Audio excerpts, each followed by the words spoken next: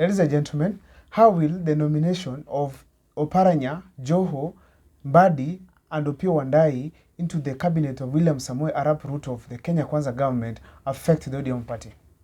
That is what you're going to look at here in this video. But before I do so, kindly, if this is the first time you're watching our videos, make sure that you subscribe, like, and comment, because that is the best support you can always give this channel.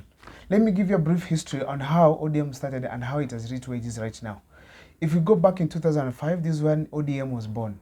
It was born from a referendum, and later on, Raila took charge of the party until right now. Now, when Raila was taking charge of the party, there are so many aspirations, particularly to produce a presidential candidate, and Raila had been representing all along until 2022. During all this time, people have been expecting that Raila to win, but he has not won any election so far in the country as a presidential candidate. They have been having majority members of parliament, majority senators, and they have also been producing very many governors so far in the country.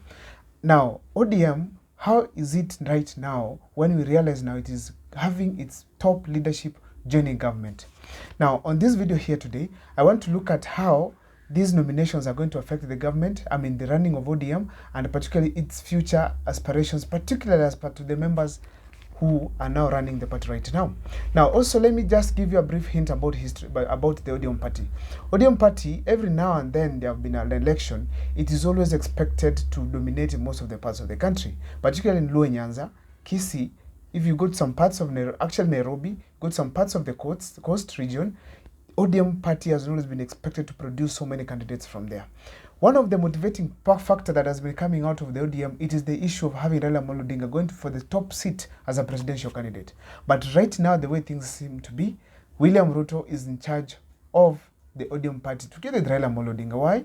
Already those who are in charge of ODM party are working with William Ruto, are going to work with him because they have been nominated to go and serve him. Right now, Raila Odinga himself, who is supposed to run for the AU seat, he's also under William Ruto's protection and support for that kind of a position in the African Union.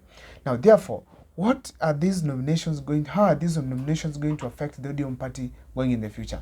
There are a few things that I've listed here, and I want to take you through. Kindly, so far at this point, if you have not subscribed, make sure that you subscribe, like, and comment, because that's the best support you can always give C45 TV.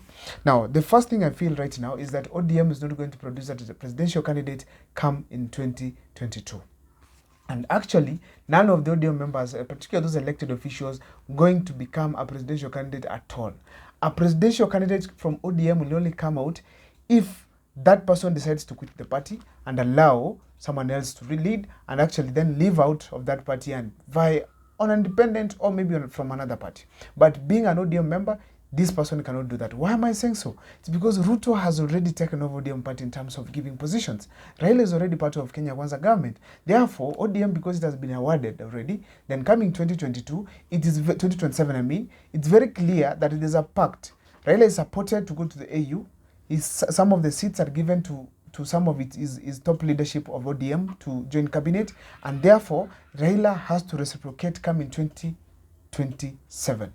Therefore, there has been no presidential candidate. Also, the reason as to why I'm saying that there will not be a presidential candidate, the only potential ODM person who has been prepared and ready and with the financial muscles to battle it out with some other bigwigs like William Samoei Arap Ruto, it is Raila Amolo Odinga. And right now, considering his age, he's not going to stand again to run for the presidency in this country. Therefore, we have only another party like UDA or any other bigger party that is going to produce presidential candidate, but as part of the ODM, no way. How is it also going to happen that ODM is not going to produce a presidential candidate? Some of the people who have been aspiring to become presidents in ODM are all now in Kenya Kwanza government. One of them, it is Ali Hassan Joho. This gentleman has always been saying that atakuwa kwa ballot come in 2027. But if you check right now what is happening, he's part of the cabinet. And you know the cabinet is dissolved immediately after maybe another government is sworn in. That means Joho will still be the cabinet secretary all along until the election is done. That means, unless he resigns, that means Joho will not be vying for any seat. He will be campaigning for William Ruto, particularly in the coast or any other part of the country. And that means now they cannot produce two candidates from the same team. Ruto is going to run and is being supported by ODM party coming in 2027. Another thing I feel about this is that Joho and Oparanya already, these people should forget about becoming presidents in the country. Why am I saying so? So far, they were expected at least to hold a very formidable opposition. But they have really given in now already to the government. They are now going to be appointed, and going henceforward, you know, the younger generation in Kenya right now, the Gen Z and millennials, are the people going to dictate the political terrain of the country.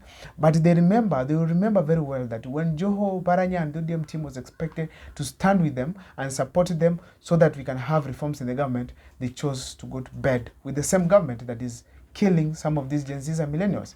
Therefore, it's not going to be easy for these people. Therefore, their dreams of becoming presidents in this country has been shattered. Another thing I want to say is that ODM is not going to be strong as it was before.